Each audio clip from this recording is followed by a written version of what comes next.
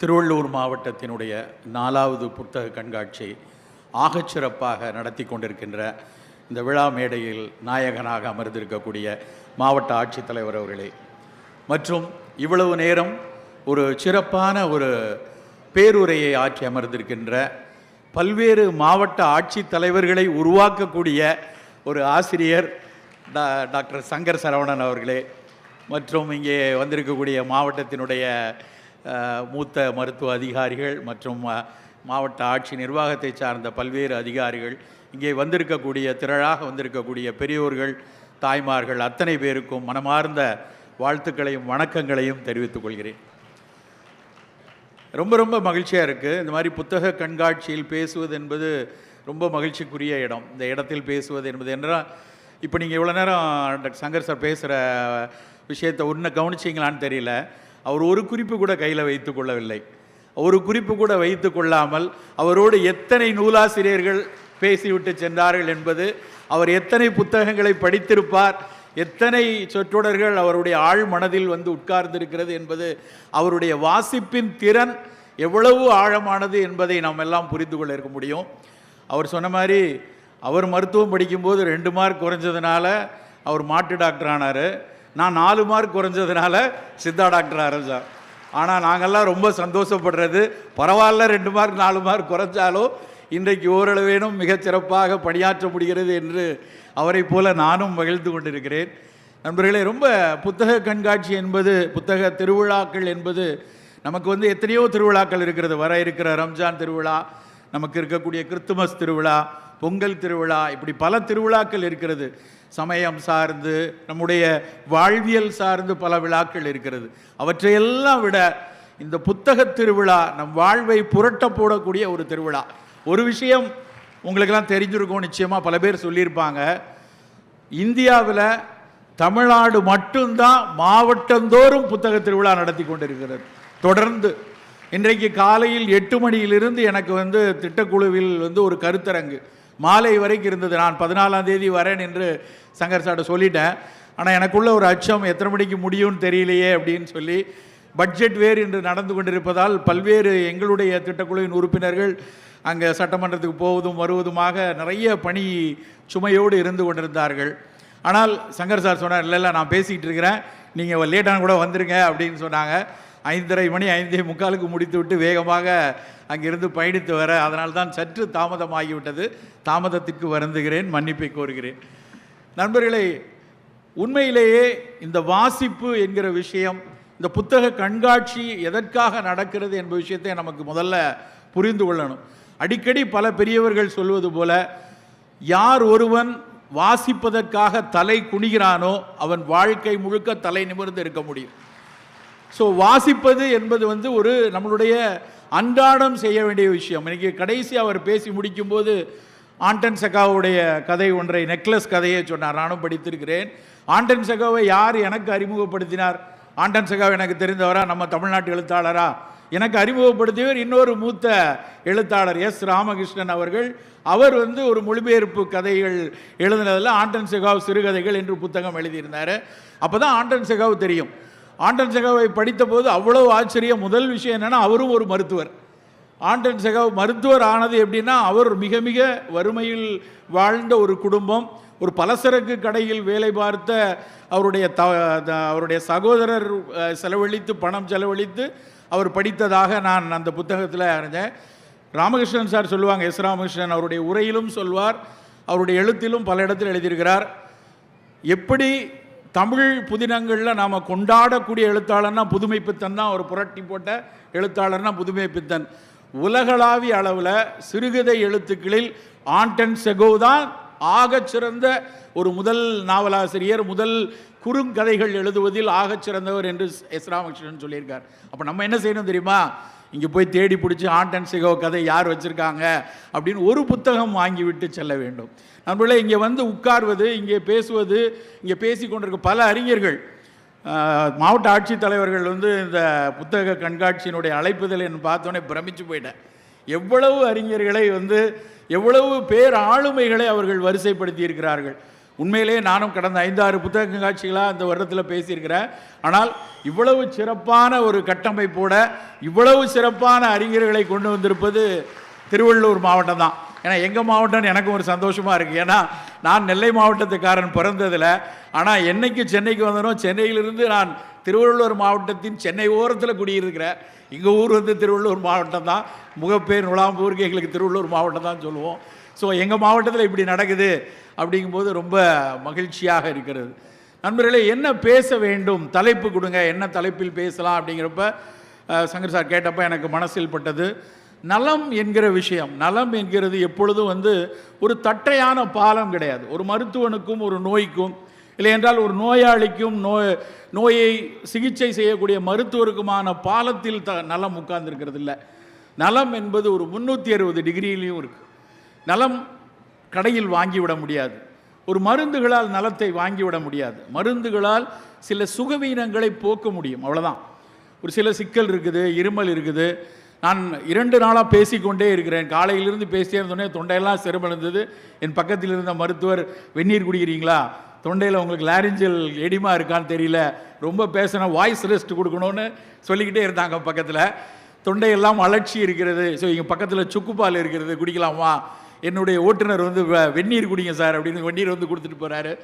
So இது வந்து ஒரு சின்ன சுகவீனம். இது ஒரு வாய்ஸ் ரெஸ்ட் கொடுத்தா சரியாக போகும். ஒரு தொடர்ந்து பேசிக்கொண்டே இருக்கிறதுனால வரக்கூடிய ஒரு சிறு அலட்சி. ஆனால் இன்றைக்கி நமக்கு முன்னால் இருக்கக்கூடிய நலச்சவால்கள் அப்படின்னு பார்த்தீங்கன்னா, நாம் இந்த தலைமுறையில் நிறைய சிக்கலான நலச்சவால்களை பார்க்குறோம். நமக்கு முந்தைய தலைமுறை, நமக்கு ஒரு 50 வருஷம் முன்னாடி இருந்தவங்க கோவிடை பார்க்கலை. நமக்கு முன்னால் இருந்த தலைமுறை சுனாமியை பார்க்கவில்லை. ஆனால் நாம் இந்த 2 பேரழிவுகளையும் நம்ம பக்கத்தில் இருந்து பார்த்தோம். இந்த 2 பேரழிவுகளும் பெரிய அளவில் சில கற்பிதங்களை நமக்கு கொடுத்துட்டு போயிருக்கு. அந்த கற்பிதங்களை அந்த காலத்தில் அதிகம் பேசி கொண்டிருந்தோம்.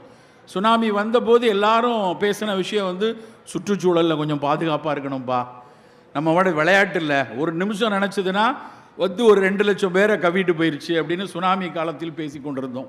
அதே மாதிரி கோவிட் காலத்தில் வந்தபோது அந்த 2 ஆண்டுகளில் இருந்த நெருக்கடி, 2 ஆண்டுகள் நம்ம முகமுடியை போட்டுட்டு தெரிந்தது. எங்கேயும் இப்படியான கூட்டங்கள் நடத்த முடியாத ஒரு சூழல் இருந்தபோது சூழலை பற்றி மிகப்பெரிய அளவில் மனதில் வந்து புரிதல் வந்துச்சு.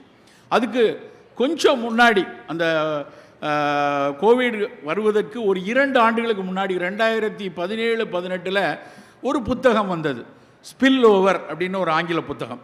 அந்த ஸ்பில் ஓவருங்கிற புத்தகம் வந்து நிறைய சுற்றுச்சூழல் ஆர்வம் உள்ளவங்கள்லாம் நிறைய அதை பரிந்துரைத்து ஒரு பெஸ்ட் செல்லராக உலகம் முழுக்க பெரிய அளவில் போச்சு. அந்த புத்தகம் வந்து அதனுடைய முதல் கட்டுரை என்னன்னா, ஹெண்ட்ரா அப்படிங்கிற முதல் வைரஸ், ஜூனோசிஸ் வைரஸை அந்த புத்தகத்தில் முதல்ல எழுதுகிறாங்க. அதாவது நமக்கு போலியோ தெரியும், நமக்கு அம்மை தெரியும், இதெல்லாம் வைரஸில் வந்தது தான். அதுக்கும் கோவிடுக்கும் என்ன வித்தியாசம்? அவையெல்லாம் வந்து தன் உருவை மாற்றிக்கொள்றதில்லை. அந்த வைரஸ் வரும், ஒரு தடவை தொற்று பெற்றோன்னா அதுக்கப்புறம் போயிடும். அது ஒரு செல்ஃப் லிமிட்டிங்காக இருந்துச்சு. ஆனால் கோவிட் உள்ளே போகிறது மட்டும் இல்லாமல் தினம் தினம் தன் உருவை மாற்றிக்கொண்டே இருந்துச்சு. இந்த மாதிரி உருவை மாற்றிக்கொண்டே இருக்கக்கூடிய வைரஸ்கள் விலங்கு வழியாக மனிதனுக்குள் வருவதை ஜூனோட்டிக் வைரஸ் அப்படின்னு சொன்னாங்க. அப்படியாக வந்த முதல் வைரஸ் ஹெண்ட்ரா அப்படின்னு அந்த ஸ்பில் ஓவர் புத்தகத்தில் அழகாக எழுதியிருப்பாங்க. ஆஸ்திரேலியாவில் பிரிஸ்பேன் பக்கத்தில், பிரிஸ்பேன் வந்து குதிரை பந்தயங்கள் நடக்கிறதுல ரொம்ப ரொம்ப பெரிய இடம். அதில் அங்கே குதிரை பந்தயத்தில் குதிரைகளை மேய்த்து கொண்டிருந்தக்கூடிய, குதிரைகளை பார்த்து கொண்டிருந்த ஒரு பெரிய களம். அந்த களத்தில் இருந்த அந்த குதிரைகளில் திடீரென மளமளவென ஒரு 7-8 குதிரைகள் இறந்து போகிறது. இறந்து போகிற ஒவ்வொரு குதிரையும் பல லட்சம் மதிப்புள்ளது. உடனே அங்கே உள்ளவங்கெல்லாம் என்ன சொல்கிறாங்கன்னா, இதெல்லாம் ஏதோ இன்சூரன்ஸுக்காக விளையாடுறாங்க, இந்த குதிரைகள் இறந்து போகிறதெல்லாம் வந்து சாதாரணமாக நடக்காது, இவங்க ஏதோ விஷம் வச்சுட்டாங்க போல இருக்குது அப்படின்னு ஒரு ரூமரை கிளப்புறாங்க. அந்த குதிரைகளை மேற்பார்வை செய்து கொண்டிருந்த அதனுடைய சூப்பர்வைசர் குதிரை இறந்து போனது போலவே மூக்கில் நீர் வடிந்து சுவாச திணறல் ஏற்பட்டு அவர் இறந்து போகிறார். அப்புறம் தான் கொஞ்சம் அச்சம் வந்தது. உடனடியாக அங்கே இருக்கக்கூடிய ஒரு வெட்டினரி சர்ஜனை, வெட்டினரி ஃபிசிஷியன் எல்லாம் கூட்டு வந்து கேட்குறாங்க, சாதாரணமாக விலங்குகளுக்கு வர்ற நோய் மாதிரி தெரியல, என்ன பிரச்சனைன்னு பாருங்க அப்படின்னு. அவரால் கண்டறிய முடியல. அதுக்கப்புறம் அவர் எடுக்கக்கூடிய ஒரு 7-8 நாட்களில் மளமளமளவென அந்த பக்கத்தில் இருக்கக்கூடிய எல்லா குதிரைகளுக்கும் அந்த நோய் வருது. அப்போ தான் ஒரு அச்சம் ஏற்பட்டு உலகம் முழுக்க இருக்கக்கூடிய பல WHO இருந்தெல்லாம் அறிஞர்கள் வராங்க. இதே மாதிரி ஆப்பிரிக்காவில் வந்து ஒரு சில சிம்பன்சிகள் மொத்தமாக செத்து கிடந்ததை பார்த்து ஒரு 4000-5000 சிம்பன்சிகள் இறந்து கிடக்கின்றன, ஏதோ ஒரு பிரச்சனை வருகிறது என்று அவர்களுக்குள் ஒரு பயம் வந்து அதுக்கப்புறம் அவங்க கண்டுபிடிச்சி பார்த்தா இது வந்து குதிரையிலிருந்து அவருக்கு வந்த அந்த வைரஸுக்கு பேர் ஹென்ட்ரா. அதுதான் முதலில் ஒரு விலங்கு வழியாக மனிதனுக்கு விலங்குகளோடு புழங்கக்கூடிய பராமரிக்கக்கூடிய மனிதர்களுக்கு இப்படி நோய் வரலான்னு முதல்ல அவர் பார்த்தாங்க. அதுக்கப்புறம் எபோலாவும் அதே மாதிரி அந்த பக்கம் வருது. அப்புறம் சார்ஸு, அப்புறம் மெர்ஸ், இந்த மாதிரி மிடில் ஈஸ்ட் ரெஸ்பிரேட்டரி சிண்ட்ரோம், இது எல்லாமே பறவைகள் மூலமாக பன்றிகள் மூலமாக ஒன்றா வர ஆரம்பித்தோடனே தான் ஒட்டுமொத்த உலகமும் புரிந்து கொண்டது இப்படி வைரஸ்கள் இது வழியாக வந்து உடலை பாதிக்கலாம். இதெல்லாம் வரும்போது இந்த செய்தி தான் நமக்கான முதல் செய்தி. அந்த ஸ்பில் ஓவர் புத்தகத்தினுடைய கடைசி இப்படி ஒன்றொன்றை பற்றியாக எழுதிட்டு லாஸ்ட் கட்டுரை, அந்த கடைசி கட்டுரை தான் ரொம்ப முக்கியமானது. அவர் என்ன எழுதுகிறாருன்னா, இப்படி வந்து ஹென்ட்ரா, மெர்ஸு, சார்ஸ்ன்னு நின்றாது, ஒருவேளை சில வைரஸ்கள் வந்தால் ஒட்டுமொத்த மனித இனத்தையும் உட்கார வைத்துவிடும். எங்கும் மனிதர்கள் செல்ல முடியாத ஒரு சூழல் வரலாம். எங்கும் ஒருவரை ஒருவர் பார்க்க முடியாத அளவுக்கு சமூக இடைவெளிகள் மிக அவசியமாக வந்து ஒட்டுமொத்த உலகமே ஒருவேளை ஸ்தம்பித்தோ காணாமலோ போகக்கூடிய ஒரு சூழல் வரும். அதனால் இப்படியான ஜூனோட்டிக் வைரஸ்களை வந்து வராமல் செய்து வருவதற்கான சுற்றுச்சூழலை பாதுகாக்கணும். அதற்கான தடுப்பு மருந்துகளுக்கு அதிக முக்கியத்துவம் கொடுத்து வேக்சின்களை கண்டறிய வேண்டும் என அந்த கட்டுரையை முடிகிறார். இப்படி தான் அந்த ஸ்பில் ஓவர் புத்தகம் 2010. அவர் ஜோசியக்காரர் இல்லை, அவர் ஒரு அறிவியலாளர். அந்த அறிவியலாளர் எழுதிய புத்தகம் அப்படி எழுதுகிறாரு. என்ன அவர் சொன்னாரோ அது 2020-21 நடந்தது. 23 திரும்ப அதனுடைய ரீஎடிஷன் வந்துருச்சு. அதே ஆத்தர் திரும்ப எழுதுகிறாரு, நான் என்னெல்லாம் சொன்னனோ அதெல்லாம் விட்டுட்டு அவர் எழுதியிருக்காரு. அடுத்த கட்டுரையில் அடுத்த புத்தகத்தினுடைய ஒரே ஒரு சாப்டர் மட்டும் கூட எழுதியிருக்காரு. இப்போவாவது வெள்ளையாக இருக்கணும், முடி வளரணும், மூச்சு பளபளன்னு இருக்கணுங்கிறதுக்கு மருந்து கண்டுபிடிக்கிறத விட்டுட்டு இது மாதிரியான நோய்களை தடுப்பதற்கும் கையாள்வதற்குமான மருந்துகளை கண்டறியுங்கள் அப்படின்னு அந்த புத்தகத்தை எழுதுகிறாரு.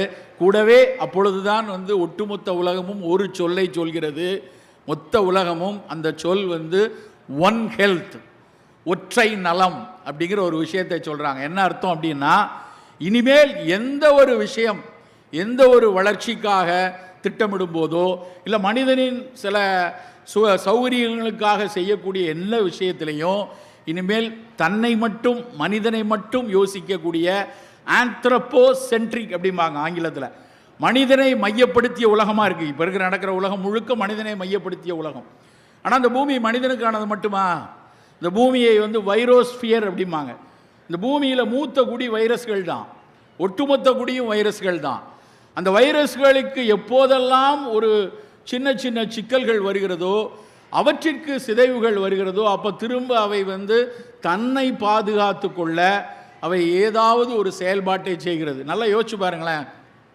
ஸ்பீல்பர்க்னு ஒருத்தர் வரல அப்படின்னா நமக்கு டைனோசரஸை இவ்வளோ அழகாக தெரிஞ்சிருக்காது. டைனோசரஸ்னால் ஏதோ மியூசியத்தில் போய் பார்த்ததோடு தெரிஞ்சிருக்கும். ஸ்பீல்பர்க் படம் வந்ததுக்கப்புறம் அத்தனை பேருக்கும் இவ்வளோ டைனோசரஸ் இருந்துச்சா, மில்லியன் கணக்கில் உலகம் முழுக்க டைனோசரஸ் இருந்துச்சான்னு ஒரு கேள்வி வருது. அடுத்த கேள்வி, அவ்வளோ பெரிய மிருகங்கள், அவ்வளோ பெரிய விலங்கினங்கள் எப்படி ஒரே சமயத்தில் மொத்தமாக காணாமல் போச்சு? அவை ஒன்றை ஒன்று அடித்து அத்தனையும் கொண்டிருக்குமா? வாய்ப்பில்லை. என்னை பொறுத்தவரை மனிதனை தவிர வேற எந்த விலங்கும் அடுத்த தன்னுடைய இனத்தை சக இன அழிப்பு செய்யவே செய்யாது. நம்ம தான் வந்து பல காரணங்களுக்காக பல மனிதர்களை வந்து கொன்று குவித்து கொண்டிருக்கிறோம். ஆனால் அப்படி செய்திருக்க வாய்ப்பில்லை. அந்த சில கருத்துக்கள் சொல்லுவாங்க, விண்வெளியிலிருந்து ஏலியன்ஸ்லேருந்து கல் வந்துச்சு, ஏலியன்ஸ்லேருந்து ஏற்பட்ட ஏதோ ஒரு காரணத்தினால ஒட்டுமொத்த டைனோசரஸ் காணாமல் போச்சுன்னு. ஆனால் இப்பொழுது இருக்கிற ஒரு மிக முக்கியமான அனுமானம் என்ன அப்படின்னா, சில வைரஸ்களின் தாக்குதல்னால ஒட்டுமொத்தமாக எப்படி கோவிட் வந்தப்போ ஒரு சின்ன சிந்தனை வந்துச்சு, மனித இனமே காணாமல் போயிருமோ அப்படின்னு யோசிச்சோமா இல்லையா எல்லாரும்? அதே மாதிரி ஒரு வைரஸ்னால் அந்த ஒட்டுமொத்த டைனோசரஸ் காணாமல் போயிருக்கலாம். மாமூத் அப்படின்னு ஒரு இனம் நமக்கெல்லாம் தெரியும்.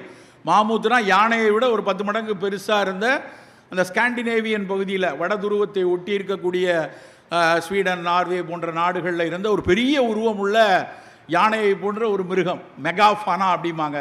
அந்த மெகாஃபானாங்கிற மிருகம் எப்படி போச்சு, காணாமல் போச்சு. நிறைய அதுக்கும் கருத்துருக்கள் இருக்குது. எப்போ மனுஷன் அந்த பக்கம் போனானோ, எப்போ நியோண்டர்தால் அங்கே போனாங்களோ, எப்போ ஹோமோசெப்பியன்ஸுடைய மூமெண்ட் அங்கே போச்சோ, அதுக்கப்புறம் அதை காணோம்னு ஒரு தியரி இருக்குது. ஆனால் இப்போவும் அதையும் யோசிப்பது என்னவென்றால், ஏதோ ஒரு சிறு கிருமிகளினுடைய தாக்குதல்னால, ஒரு வைரஸ் தாக்குதல்னாலேயோ பாக்டீரியா தாக்குதல்னாலேயோ அவையெல்லாம் அந்த ஒட்டுமொத்த இனம் அழிந்து போயிருக்கலாம். இந்த மாதிரியான அறிவுகள் எல்லாம் சொல்கிற விஷயம் என்னன்னா, இந்த உலகத்தில் நாம் மட்டும் முதலாளிகளோ இல்லை என்றால் நாம் மட்டும் குடியிருப்பவர்களோ கிடையாது. இந்த உலகம் எல்லா உயிர்களுக்கும் ஆனது. அதைத்தான் நம்ம வள்ளுவ ஆசான் மிக அழகாக பகுத்துண்டு பல்லுயிர் ஓம்புதல் என்று சொல்லியிருக்காங்க. பகுத்துண்டு பல மனுஷன் ஓம்புதல்னு சொல்லியிருக்கலாமே. எல்லா மனிதனுக்கு மட்டும் நம்ம எல்லாம் பிரித்து கொடுத்து சாப்பிடணும்னு அவங்க சொல்லலை. பகுத்துண்டு பல்லுயிர் ஓம்புதல். இந்த பகுத்துண்டு பல்லுயிர் ஓம்புதல்ங்கிற விஷயத்தை தான் இன்றைக்கு ஒற்றை நலம் வலியுறுத்தி சொல்கிறது. அந்த ஒற்றை நலம் என்ன சொல்லுதுன்னா, நீ நல்லா இருக்கணும், நீ உன் உடம்பு நல்லா இருக்க, நான் என் உடம்பு நல்லா இருக்கணும் அப்படின்னா எப்படி அதனுடைய அழகு இருக்கும்? என்னுடைய இதயம் ஒழுங்காக துடிக்குதா, 72 தடவை ஒரு நிமிஷத்துக்கு துடிக்குதா, என்னுடைய நுரையீரல் 16-20 தடவை சரியாக நிமிஷத்துக்கு சுவாசிக்குதா, என்னுடைய கல்லீரல் சரியாக வேலை செய்கிறதா, என்னுடைய சிறுநீரகங்கள் சரியாக கழிவுகளை வெளியேற்றுகிறதா, அப்போ நான் ஆரோக்கியமானவன் அப்படின்னு தான் நினச்சிட்டு இருந்தோம். ஃபிசிக்கலாக ஃபிட்டாக இருந்தால் நான் ஆரோக்கியமானவன் நினைத்தோம். ஆனால் அது இல்லை. ஃபிசிக்கல் ஃபிட்னஸ் மட்டும் பத்தாது அப்படின்னு 1970க்கு அப்புறம் என்ன சொன்னாங்கன்னா, மென்டல் ஃபிட்னஸ் இருக்கணும், உன்னுடைய உள்ளம் சரியாக இருக்கணும், மன அழுத்தங்கள் இருக்கக்கூடாது, மன விகாரங்கள் இருக்கக்கூடாது, உடலும் நல்லா இருக்கணும், உள்ளமும் நலமாக இருக்கணும், அதுதான் ஆரோக்கியம் என்று 1970 ஆலம் ஆட்டா ரெசல்யூஷனில் WHO உள்ளமும் சேர்த்து பார்க்க சொல்லுச்சு. ஆனால் இப்போ கோவிடில் நமக்கு என்ன, உள்ளமும் நல்லா இருந்து மனவிகாரங்கள்லாம் இல்லாமல், மன அழுத்தமும் இல்லாமல், காலையும் மாலையும் யோகாலாம் பண்ணிட்டு தியானம்லாம் பண்ணிட்டு இருந்த பல பேரையும் கோவிட் கொத்திட்டு போயிடுச்சு இல்லையா? அப்போ இதனால் அவங்களுக்கு ஏன் நடந்தது, அவர்களுக்கு எங்கே போச்சு அப்படின்னப்போ தான் என்ன சொன்னாங்கன்னா, இனிமேல் உன்னுடைய உடல் நலமாக இருந்தால் மட்டும் பத்தாது, உன்னுடைய உள்ளம் நலமாக இருந்தால் மட்டும் பத்தாது, இந்த மண்ணுக்கு கீழே இருக்கக்கூடிய மண்புழுக்கள் நலமாக இருக்கணும், இந்த மண்ணுக்கு கீழே இருக்கக்கூடிய பெயர்தில்லாத நுண்ணுயிர்கள் எல்லாம் நல்லா இருக்கணும், இந்த பக்கத்தில் இருக்கக்கூடிய வாகை மரத்தினுடைய பூக்கள் நலமாக இருக்கணும், அந்த பூக்களை அதனுடைய தேனை உறிஞ்சக்கூடிய தேன் சிட்டோ இல்லை என்றால் வேறு பறவைகளோ அந்த பறவைகள் நல்லா இருக்கணும், இங்கிருந்து ஒரு 100 கிலோமீட்டர் தள்ளி இருக்கக்கூடிய கடலுக்கு உள்ளே இருக்கக்கூடிய கடல்வாழ் உயிரினங்கள் எல்லாம் நல்லா இருக்கணும், இந்த ஊருக்கு மேலே நிலவை பார்த்து கொண்டு பறந்து கொண்டு இருக்கக்கூடிய பறவைகள் எல்லாம் நல்லா இருக்கணும். இவையெல்லாம் நலமாக இருந்தால் மட்டும்தான் நீங்களும் நானும் நலமாக இருக்க முடியும் என்பதைத்தான் ஒற்றை நலம், ஒன் ஹெல்த். நீ என்ன செய்வனாலும் செய், நீ என்ன வேணாலும் பண்ணுங்க, ஆனால் செய்கிற எல்லா விஷயத்திலும் பிற உயிரிகள் பாதுகாப்பாக இருக்கிறதா, மண்புழுவின் இடத்தை பறித்து விட்டு உனக்கு சுவையான வெள்ளரிக்காய் கிடைக்கும்னா அந்த வெள்ளரிக்காயில் நீ செத்து தான் போவேங்கிறது தான் அதனுடைய அடிநாதம். அதைத்தான் நம்மாழ்வார் ஐயாவும் திரும்ப திரும்ப சொல்லிக்கொண்டே இருந்தாங்க. இந்த மண்ணுக்கு கீழே இருக்கக்கூடிய நுண்ணுயிரிகளை பாதுகாப்பாக வைங்க. மசானா ஃபுகாக்கோ நம்மாழ்வார் ஐயாவுடைய ஆசிரியர், மசானா ஃபுகாக்கோ எழுதிய புத்தகம் இங்கே நூலகத்தில் கண்டிப்பாக இங்கே கண்காட்சியில் இருக்கும். ஒற்றை வைக்கோல் புரட்சி தமிழில் வந்திருக்கு, ஒன் ஸ்ட்ரா ரெவல்யூஷன் என்று அவர் எழுதிய புத்தகம்.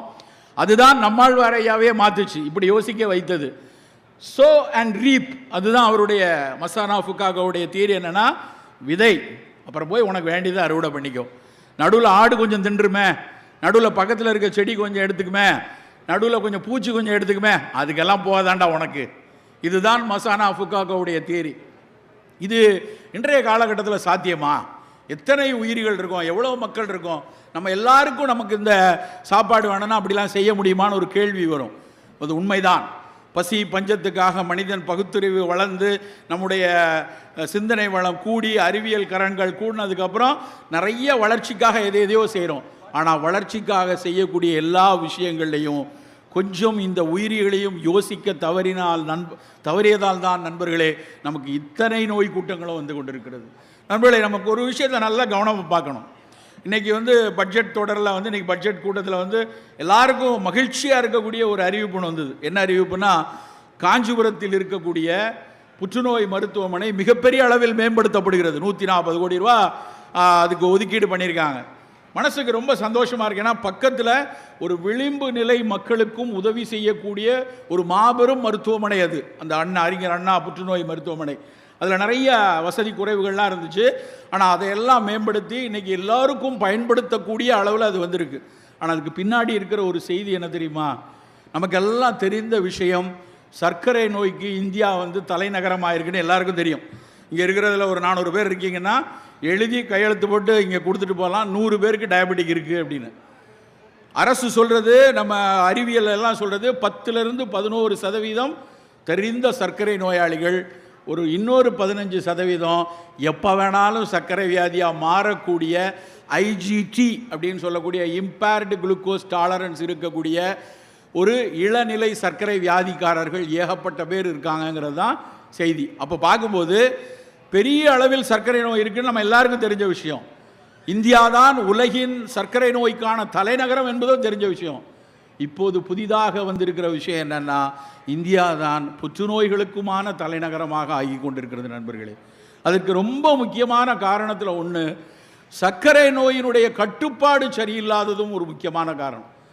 1/6 of cancer victim uncontrolled diabetic அப்படிங்கிறதா மருத்துவ அறிவியல். அதாவது கிட்டத்தட்ட கட்டுப்பாடு இல்லாத சர்க்கரை நோயாளிகளில் 15% பேர் புற்றுநோய்க்கான வாய்ப்பை தங்களுடைய ஆயுட்காலத்தில் வைத்திருக்கிறார்கள்.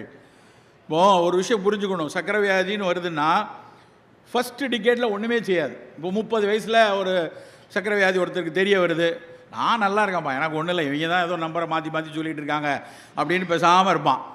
மொதல் 10 வருஷம் எந்த எவிடன்ஸும் இருக்காது, ஒரு சிம்டம் தெரியாது, ஆனால் சர்க்கரை கூடிக்கொண்டே இருக்கும். அடுத்த 10 ஆண்டுகளில், ரெண்டாவது செகண்ட் டிகேடில் சிறு சிறு நோய் எதிர்ப்பாற்றல் குறைவால் வரக்கூடிய சிக்கல் மட்டும் வரும். ஆனால் 3வது 10 ஆண்டுகள், தேர்ட் டிகேட் வரும் பொழுது,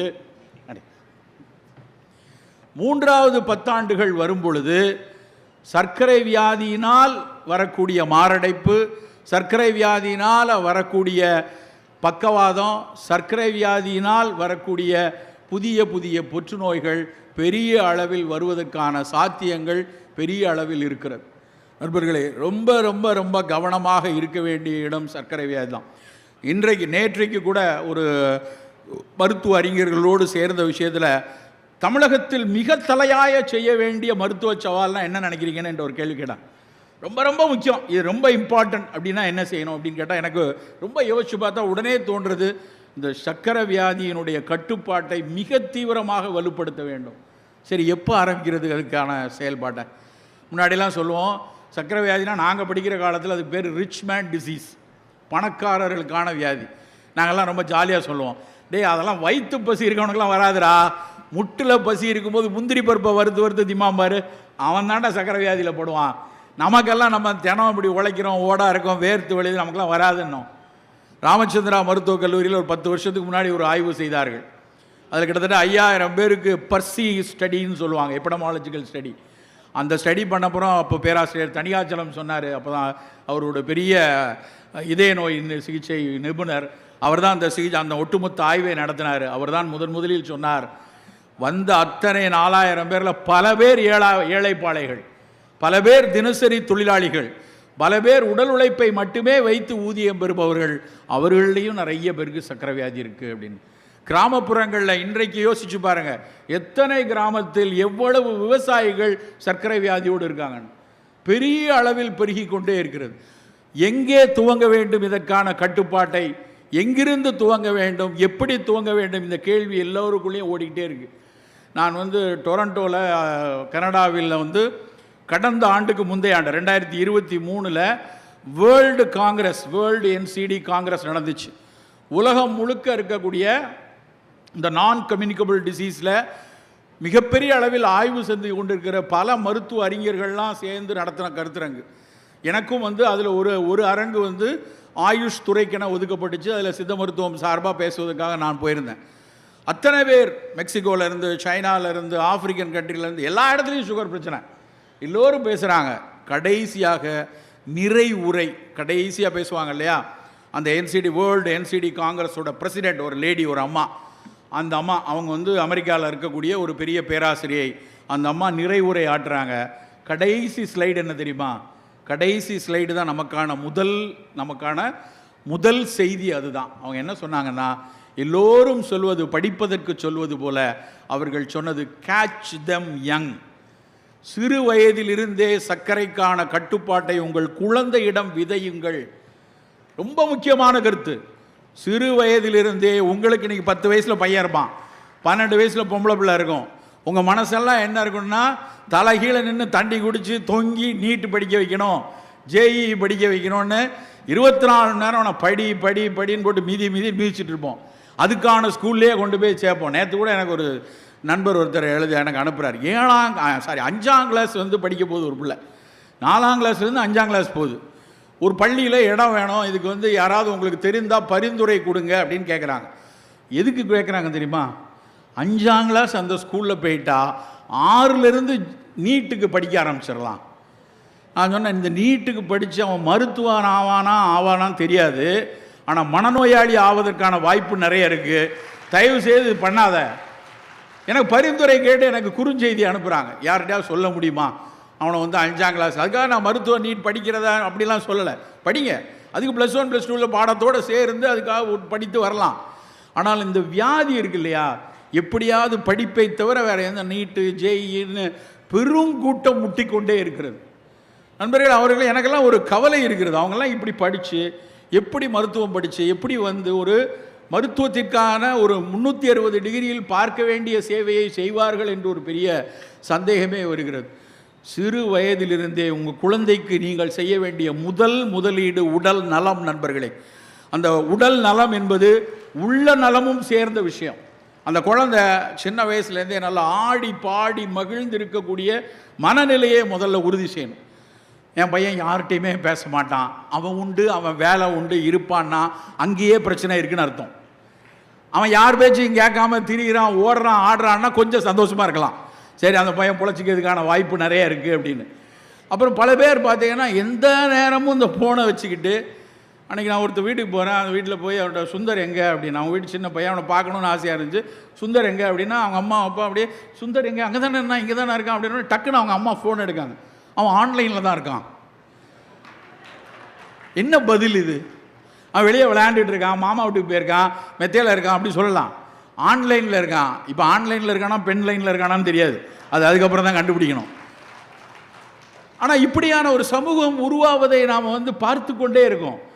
ஒரு சில விஷயங்கள் நம்மோடு புழங்குவது ரொம்ப வேதனையாக இருக்குது. நான் 15 நாட்களுக்கு முன்னாடி ஜப்பான் போகிறேன். ஜப்பானில் நமக்கு தெரியும், அந்த செல்ஃபோனை கண்டுபிடிச்சவனுங்களே அவனு தான். அவ்வளோ பேர் வீட்டையும் செல்ஃபோன் இருக்குது, எல்லாம் இருக்குது. நான் இந்த அப்படியே டோக்கியோவிலேருந்து ஹிரோஷிமா போகிறதுக்கான புல்லட் ரயிலில் போகிறதுக்கு ரொம்ப பரவசத்தோடு கரெக்டாக போகணும், கரெக்டாக ஏறணும், 350 கிலோமீட்டர் ஸ்பீடில் போகுதுன்னு ஒரு பயங்கர பரவசத்தில் என்கிட்ட நிறைய பேர்கிட்ட கேட்டுக்கிறேன். இங்கே இந்தியாவிலே அதுக்கு டிக்கெட் எடுத்தாச்சு, அதை கரெக்டாக ஏறிடணும், அந்த ட்ரெயின் தானே. ஏன்னா அங்கெல்லாம் என் ஃபோன்லேயே எப்படி சொல்கிறாங்கங்கிறீங்க, 9:04 வீட்டை விட்டு வெளியே வந்துருங்க சார், 9:07 வண்டி வரும், 10:12 நீங்கள் அங்கே போய் இறங்கிடுவீங்க, 10:14 ஸ்டேஷன், இப்படி தான் பேசுகிறாங்க. எல்லாமே நிமிடங்களில் பேசுகிறாங்க. எங்கே விட்டுருவோமோ அப்படின்னு நினச்சி நம்ம எப்போவுமே 15 நிமிஷம் முன்னாடி போயிடுவோம் இல்லையா? 15 நிமிஷம் முன்னாடி போனால் எல்லா ட்ரெயினும் அதே இதில் தான் போட்டு போகிறான். ஆனால் நம்ம ட்ரெயினான்னு தெரில, நம்பரை பார்த்துக்கோங்கிறான். எல்லாம் நிமிடங்களில் கிளக்கிறது. சரியாக போய் அந்த கரெக்டாக ஹிரோஷிமா போகிற ரயிலை பார்த்து ஏறி உட்கார்ந்தவுடனே நம்ம என்ன செய்வோம், கரெக்டாக ஏறிட்டேன்னு ஃபோனை எடுப்போம்ல. ஃபோனை எடுத்த உடனே பக்கத்து சீட்டில் இருக்கக்கூடிய ஜப்பானியர் சொல்றார், சார் நோ, ரயிலில் நீங்கள் தொலைபேசியில் பேசக்கூடாது. ஒட்டுமொத்த ரயிலில் மொத்தமாக 300 பேர் இருக்கிறார்கள், ஒருத்தர் கூட பேசவில்லை நண்பர்களை ஃபோனில். வேணுமெனால் நீ செய்தி அனுப்பிக்கொள், ஏதாவது செய்தி அனுப்பினா அனுப்பிக்கலாம், ஆனால் எவரும் பேசக்கூடாது. நீங்கள் திருவள்ளூர்லேருந்து அரக்கோணம் பஸ்ஸில் ஏறிடுங்களேன், உங்கள் பக்கத்து சீட்டில் இருக்கவன் பரம்பரையவே நம்ம கண்டுபிடிச்சிடலாம். மச்சான் எங்கே போகிற, பெரியம்மா என்ன பண்ணார், 1C வச்சுருக்கியா, பேசிட்டே வருவான். பக்கத்தில் யார் இருக்கான், எவன் இருக்கான் ஒன்றும் தெரியாது. தொலைபேசியை கண்டுபிடித்தவர்கள், அலைபேசியை கண்டுபிடித்தவர்கள் அமைதியாக அங்கே சென்று கொண்டிருக்கிறார்கள். ஒரு 150 கோடிக்கு 300 கோடி ஃபோனை வச்சுட்டு திரிகிற நாம பண்ணுற அலப்பற பெரியாது. இதெல்லாம் நோய்க்கான காரணம். இது எப்படி சார் நோய்க்கு காரணம்? அதெல்லாம் அறிவியல் கண்டுபிடிச்சா நேரடியாக நோய் தரணும்னு அவசியம் இல்லை, ஆனால் உளவியல் ரீதியாக பிரச்சனையை கொடுக்கும். ஒரு பையன் ஃபோன்லேயே இருக்கிறான், ஃபோனில் தான் வீடியோ கேம் விளையாடுறான் அப்படின்னா அவனுடைய உடல் பயிற்சி இல்லாமல் போயிடும். அந்த உடல் பயிற்சி இருக்காது. அவன் உள்ளம் எப்படி இருக்கும்? இதே மாதிரி தான் ஒரு விமான நிலையத்தில் பல படிப்பினைகள் நமக்கு வருது. துபாய் விமான நிலையத்தில் ஃபோனுக்கு சார்ஜர் போட முடியல. எங்கேயாவது கிடைக்கா தேடி தேடி பார்த்தா அங்கே ஒரு இடத்தையும் கண்டுபிடிக்கல. அந்த ப்ளே ஸ்டேஷன்னு சொல்லுவாங்க இல்லையா, நிறைய சின்ன பிள்ளைகள் விளையாடுறதுக்கான ஒரு பெரிய கம்ப்யூட்டர் ஃபோனெல்லாம் வச்சு பெருசாக ப்ளே ஸ்டேஷன் இருக்குது.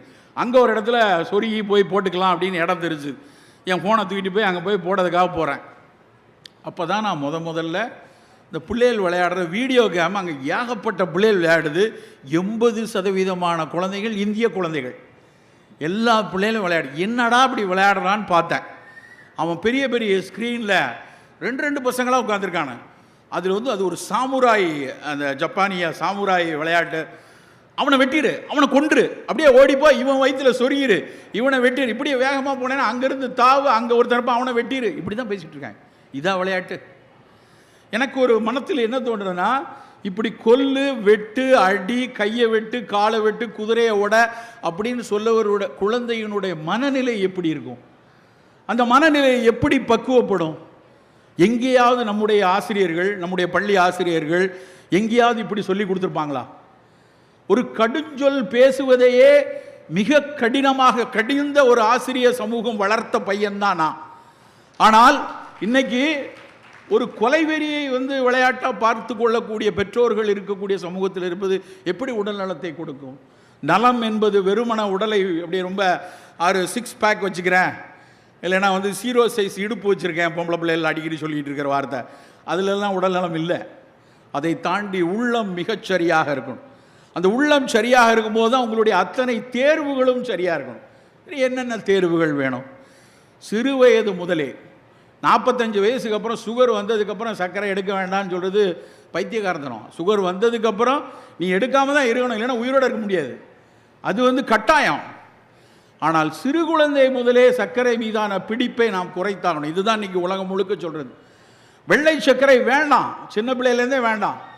என்ன வேணும்? சின்ன பிள்ளையிலேருந்தே இனிப்பு என்றால் இனிப்பு வேண்டாத பொருள் இல்லை. இனிப்பு உடலை வளர்க்கக்கூடியது, 6 சுவையில் தலையானது. ஆனால் அந்த இனிப்பு பழங்கள்ல இருந்து வரட்டும். தினம் பழங்கள் சாப்பிட சொல்லுங்கள் குழந்தைகளுக்கு. அந்த இனிப்புக்கு பழங்களை எடுப்போம். வாழைப்பழத்தினுடைய இனிப்பு குழந்தைகளுக்கு ஆகச்சிறப்பு. சர்க்கரை வியாதிக்காரங்க மட்டும்தான் வாழைப்பழம் சாப்பிடாதுன்னு சொல்கிறோம். ஆனால் எத்தனை விதமான வாழைப்பழம் இருக்குது. முந்தானத்து எங்கள் வீட்டில் குலை தெளிச்சு அப்படியே அந்த பழத்தை அறுத்து ஒரு 120 பழம் கிட்ட 150 பழம் இருந்திருக்கும்னு நினைக்கிறேன். ஒரு 4வது கொலை அது.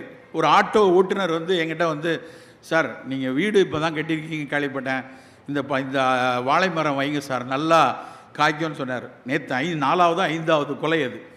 அந்த வாழைப்பழத்தை எடுத்து அந்த சுவை, அந்த பழுத்த அந்த குலையிலிருந்து எடுத்து முதலில் பழுத்த அந்த பழத்தை அப்படியே தேன் அமிர்தமாக சாப்பிட்றேன். அதனுடைய ஒவ்வொரு தாராக அறுத்து, ஒரு சீப்பாக அறுத்து ஒவ்வொரு நண்பருக்காக ஃபோன் பண்ணுறேன். டேய் வாழைப்பழம் பழுத்துருக்கு, அதுக்கு உனக்கு கொடுத்து விடுறேன். வாழைப்பழத்தை யாரா சாப்பிடுவாங்க, நீயே வச்சுக்கோடா, வேணா பக்கத்தில் எங்கேயாவது பிள்ளையார் கோயிலில் வேணால் போய் கொடு. பல பேர் வாழைப்பழத்தை 10 ஸ்டாண்டாக மட்டும்தான் வச்சுருக்கான், மறந்துட்டானுங்க. யார் வீட்டுக்காவது நம்ம இப்போல்லாம் போகிறோம் வீடுகளுக்கு, யாராவது வீட்டுக்கு போகும்போது வாழைப்பழம் வாங்கிட்டு போங்களேன், வந்துட்டாயா. நம்மளாம் ஆப்பிள் வாங்கிட்டு போகணும், அப்படியே மெரிடியன் ஃப்ரூட், ஆரஞ்சு, இல்லைன்னா வந்து கிவி, இல்லைன்னா டிராகன், அது வாங்கிட்டு போனால் தான் மதிப்பு. ஆனால் நம்ம ஊர் பழத்தை எடுத்துகிட்டு போகிறதுக்கு மதிப்பு இல்லை. சவுதியிலிருந்து வரேன், என்னுடைய பேக் ஹேண்ட் லக்கேஜ் வந்து 7 கிலோ.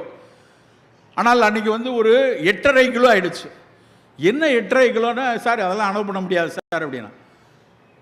என்ன பண்ணான்னு எனக்கு தெரியல. அதில் 3 கிலோ பேரிச்சம்பழம் இருக்குது.